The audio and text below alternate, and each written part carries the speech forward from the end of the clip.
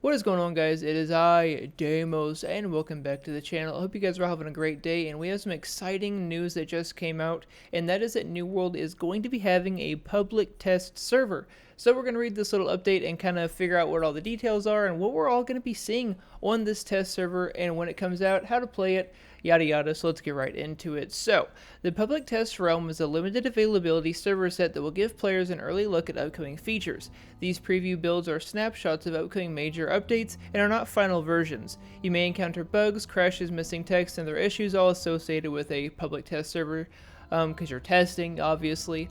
Between our internal testing efforts and your feedback, we hope to catch and resolve all serious issues before they reach the live servers. Hundreds of changes have been made, and the full release notes will be shared on release day.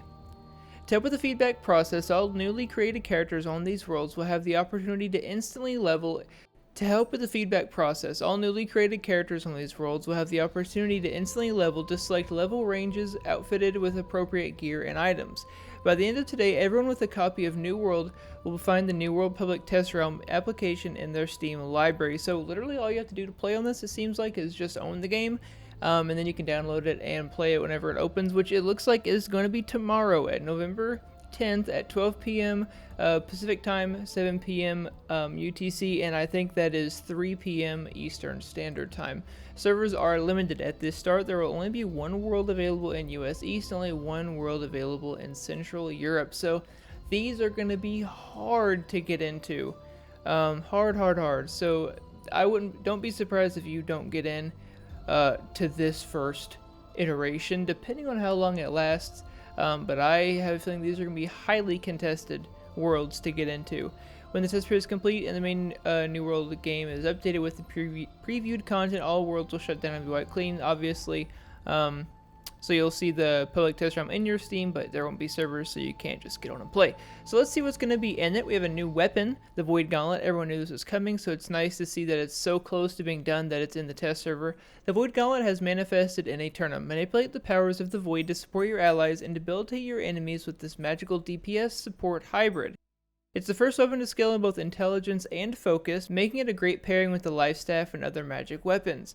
The Annihilation Tree focuses on maximizing damage at close range and revolves around the Void Blade, a summoned blade of corrosive void energy. The Decay Tree offers ranged healing and debuffs that revolve around the Orb of Decay, a dual-phase projectile that can debuff enemies and heal allies. With its arsenal of buffs and debuffs, the Void Gauntlet is perfect for group combat and can significantly bolster your allies at the expense of your enemies. New missions and mobs have a new enemy type. New dangers have landed on our southern shores. The Varangian raiders have sailed down from the north and brutally carved out sections of each territory to establish a base of operations. From war camps on the beaches of First Light and Monarch's Bluff to an entire fort they captured in Everfall. Face off against fierce Varangian hewers, Varangian scouts, Varangian knights, and Varangian archers, level 16 through 20, as you ascertain their true intentions. If you guys don't know who the Varangians are, they are Viking, pretty much. So it's like a lesser known kind of subsection of Norseman. If you want to learn more, just there's plenty of research. They were extremely elite and well known. They are just lesser known in today's world because Viking is just kind of grown into its own thing. I like how they draw inspiration from real kind of factions and real people of the world and cultures, so I think that is really cool. Enemy variety, reinforcements have arrived. Be on the lookout for new enemies scattered across Aeternum, such as the Withered Swarmancer, Beetle, the Lost Shaman, Pirate Alligator, Ancient Guardian, Pyromancer, and Enhanced Corrupted Laborers. I'm pretty sure these corrupted dudes have all the buffs in the game, because they got the Berserk in a bottle too. So I'm curious to see what these enhanced ones are going to have. These additions will bring unique combat encounters to our lower level open world experience. So I guess they're not going to be like the high level dudes that do have the Berserk in a bottle, because the low level ones, they don't have that, they're just normal. New enemy quests. What brings these new and ruthless visitors to our shores? Seek out Abigail Rose in the wilds of western Everfall to get started on one of two new quests available, which with the arrival of the Varangians.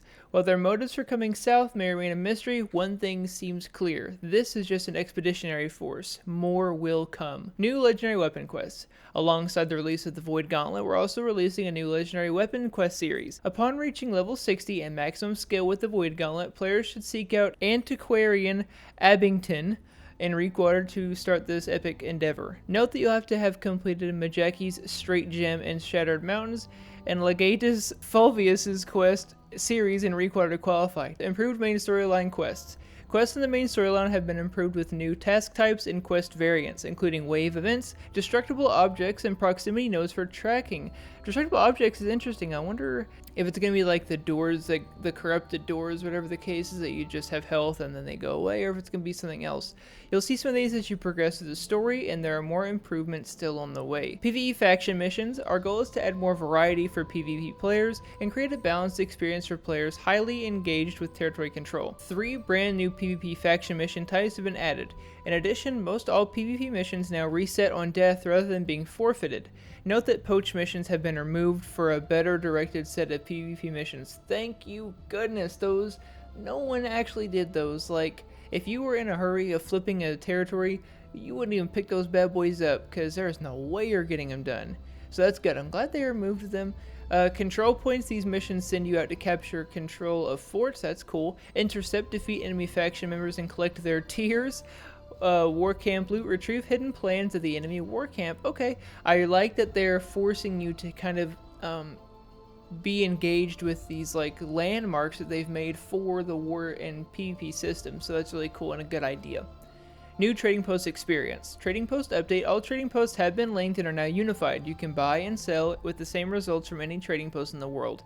Fees for buy and sell orders are defined by the settlement that you're posting from. Additionally, transaction taxes on purchases you make are defined by the settlement in which you're making the purchase, so that makes sense. Items listed in sell orders that expire are returned to the settlement from which they are posted. We think this is an exciting opportunity to collaborate more closely with you, and we look forward to working with all of you on improving New World. Thank you so much for your participation. So now we just have kind of some frequently asked questions, which, you know, they're just kind of like extremely obvious questions that were probably answered, like this one: how do I access it? Literally tells you how. Can I play with or transfer my live characters to the PTR? No. Like, the FAQs are just obvious stuff. So this is all really good, and one thing this does tell me in my own experience from public test servers and games is all of this is close to being ready to launch.